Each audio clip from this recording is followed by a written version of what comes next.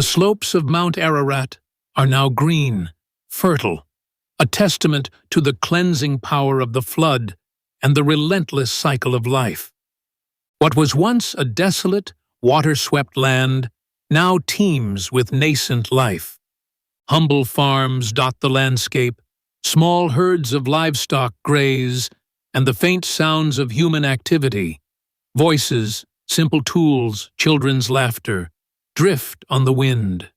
Noah, now an ancient patriarch, his face a roadmap of centuries of faith and quiet witness, watches his descendants. His 3 sons, Shem, Ham, and Japheth, though grown men with families of their own, still revere him, seeking his wisdom in all matters. Around them, their children and grandchildren and great-grandchildren are beginning to fill the valley. The world is reborn, yet the shadow of the past, the insidious influence of the unseen Nephilim spirits, demons, and Lucifer's enduring malice remains. Though no longer physically present, their whispers are subtle, seeding discord and temptation in the hearts of men. Noah, voice raspy with age, yet clear with conviction. Remember the covenant, my sons. Remember the rainbow, the promise of the Most High. Walk in his ways, for the path of righteousness is the only true, enduring path. The corruption of the old world. It was not merely in the giants or the sorceries, but in the hearts of men who turned away. He gestures to the sprawling families beginning to emerge from the central gathering. Noah, each of you carries a destiny. The Most High has sown new seeds through you, seeds that will populate the corners of this cleansed earth. Shem, solemn and introspective, kneels before his father. His eyes hold a deep spiritual understanding, a connection to the unseen.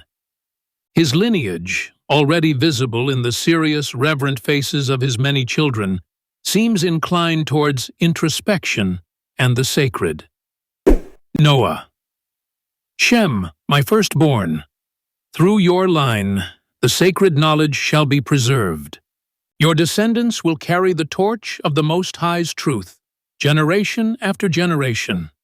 From you shall come the chosen ones, the keepers of the covenant, and in the fullness of time, the ultimate fulfillment of Enoch's prophecy, the Anointed One, the Son of Man, who shall bring final judgment and eternal salvation. Be vigilant, my son, for your line will be tested above all others. Shem bows his head, accepting the immense spiritual burden. His family's future, though yet unwritten, is intrinsically linked to the spiritual destiny of humanity, bearing the hope of the Semitic peoples, from whom would arise Judaism, Christianity, and Islam. Next, Ham, robust and earthy, approaches. His children are vibrant, curious, already showing a keen interest in the practicalities of the world. Noah, Ham, my son. Your descendants shall spread to the hot lands, to the south and west. They will build great structures, raise mighty civilizations, and bring forth ingenuity in the ways of governance and agriculture. They will be strong, resourceful, and capable of shaping the earth with their hands and minds. A subtle flicker of unease crosses Noah's face as he remembers Ham's disrespectful act. Noah, a moment of sorrow in his voice. But remember to honor the Father and the order of the Most High. For a curse shall follow the line of Canaan, your son, due to the choices made in the time of my weakness. Yet, even through this, civilizations shall rise, from the ancient Egyptians to the Canaanites and Cushites, leaving their mark on the world. Ham nods, a troubled expression on his face, understanding the dual nature of his descendants' future. Finally, Japheth, adventurous and curious, approaches. His children are fair, with eyes that seem to gaze towards distant horizons, already drawn to exploration and new ideas. Noah Japheth, my youngest, your descendants shall spread far and wide, across the northern lands, venturing into unknown territories. They will be pioneers, innovators, carriers of knowledge and new ways. They shall spread agricultural practices and technological marvels, shaping the very face of the world with their explorations and their ideas. Japheth's eyes gleam with excitement, already envisioning journeys across mountains and seas. His descendants would become the Indo-European peoples, spreading technological innovations and philosophical ideas that would influence both Western and Eastern civilizations. As the sun begins to set, casting long shadows across the valley, Noah looks at his sons and their burgeoning families. The human race, though reduced to this small group, carried within it the entire spectrum of future humanity. The seeds of righteousness, innovation, and even lingering corruption were all present. Lucifer, observing from the unseen realms, could not contain a grim, satisfied smile. The flood was a reset, yes, but the game was far from over. He had studied the lineages, knew the strengths and weaknesses of each son's disposition. He saw the proud spirit in Ham's line, the restless ambition in Japheth's, and especially the heavy burden of prophecy in Shem's. Lucifer, OS, whispering, a cold, calculating promise. They may populate the earth, but the desires I planted, the flaws of their ancestors, they are still present. And the lineage of Shem, destined for the Anointed One? Oh, how I shall twist their path, corrupt their leaders, and sow discord among them. They will be my grandest stage, the very ones who will deny their own salvation. The serpent seed is not gone. It merely awaits its next opportunity to sprout in every heart. The vast future of humankind, its triumphs and its tragic falls, stretched out before the patriarch and the unseen tempter. The long struggle for the universe's ultimate ruler had just begun anew. Fade out. The world has flourished. The descendants of Noah have spread, populating fertile lands, their families growing into tribes, and tribes into nations. The Plain of Shinar, particularly, is a testament to human ingenuity and a burgeoning sense of collective power. Here, a vast, bustling city has risen, filled with a diverse multitude speaking a single unified language.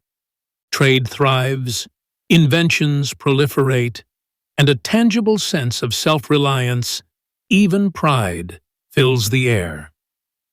The subtle whispers of the demon spirits, the unbound essences of the Nephilim, have found fertile ground in this unified human spirit. They encourage ambition, stoke pride, and subtly twist the notion of self-sufficiency into outright defiance of the divine. Lucifer, observing from his hidden vantage point, his form now more regal, less tormented by the flood's aftermath, watches the bustling city with a triumphant gleam in his eyes. The reset was a temporary setback, but the inherent flaw, the desire for autonomy, was blossoming gloriously. Lucifer, a low, satisfied hum. Look at them, learning, building, growing, but not for the Most High, for themselves, a beautiful testament to their own ingenuity. He sees their collective energy, their shared purpose. A dangerous realization dawns on him, a sudden insight into a potential flaw in Melchizedek's order, a loophole. Lucifer, voice sharpening, a chilling certainty. They are unified. One mind, one tongue. The Father himself said, if they are one people speaking the same language, and they begin to do this, then nothing they plan to do will be impossible for them. This is it. This is the key. If they come together, truly united, and ask for anything, even demand sovereignty from the Most High, he is bound by his own cosmic law to grant it, to not break the free will he so values. A wicked smile stretches across his face. This was his chance to permanently sever humanity from the Most High's influence, to force Melchizedek's hand into violating his own principles, or conceding to human demands for absolute independence. He singles out a figure of immense charisma and physical prowess, Nimrod, a descendant of Ham, who has risen as a mighty hunter and a powerful leader among the people. Nimrod embodies the burgeoning human desire for dominion. Lucifer, whispering directly into Nimrod's mind, a voice like pure ambition.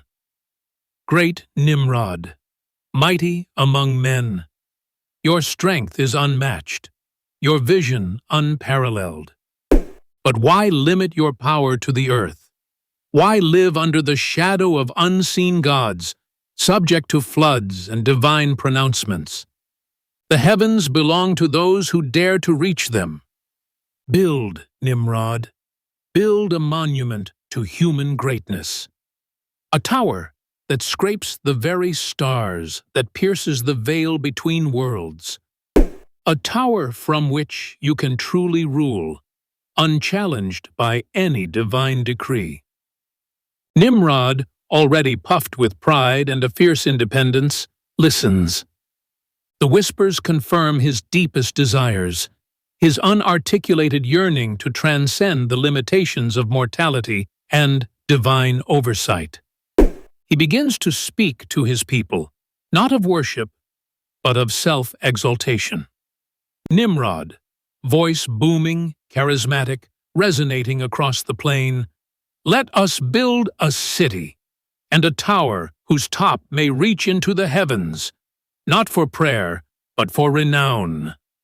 Let us make a name for ourselves, lest we be scattered over the face of the whole earth.